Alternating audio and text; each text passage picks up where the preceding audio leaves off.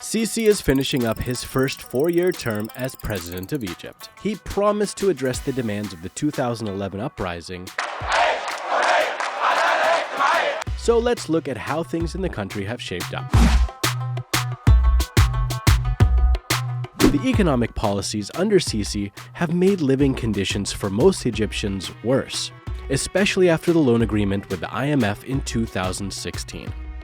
As part of the deal, the government devalued the currency, which means the Egyptian pound became cheaper compared to the US dollar. Before the deal, $1 equaled 8.8 Egyptian pounds. Now it's 17.6. The idea was for Egypt to devalue its currency in hopes of making its exports cheaper and more competitive.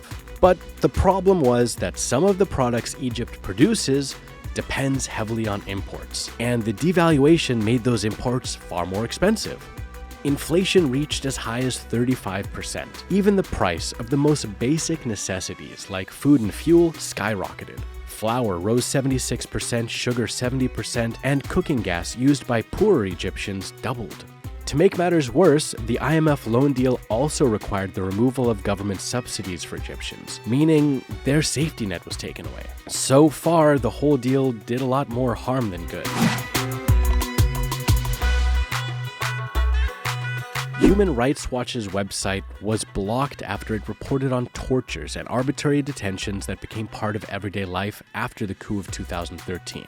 13 new prisons were built to help house 60,000 political prisoners, at least 1,250 of whom disappeared. Repression is rampant. Recently, a mother who told the BBC that police might be behind her daughter's disappearance was arrested for spreading fake news. The Egyptian singer Shireen was sentenced to 6 months in jail because she said the Nile River is dirty, allegedly making Egypt look bad.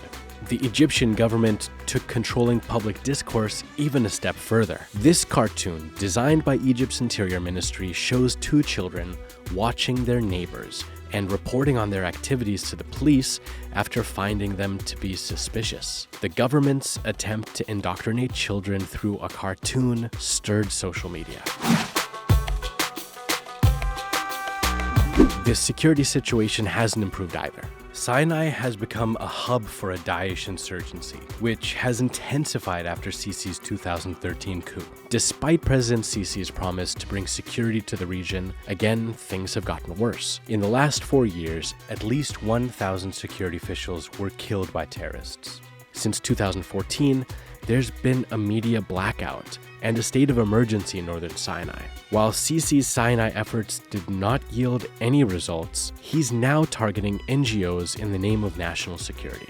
In May 2017, the government passed a law heavily limiting the ability of NGOs to operate. They now have to get government pre-approval for donations above $550. And if they don't get approved within 2 months, their request is automatically declined. This law hits low-income Egyptians who depend on NGO support now more than ever in the aftermath of the IMF deal and subsidy cuts. So in the last 4 years, let's see how Sisi's done on his promise to improve the Egyptian economy, personal freedoms, and security.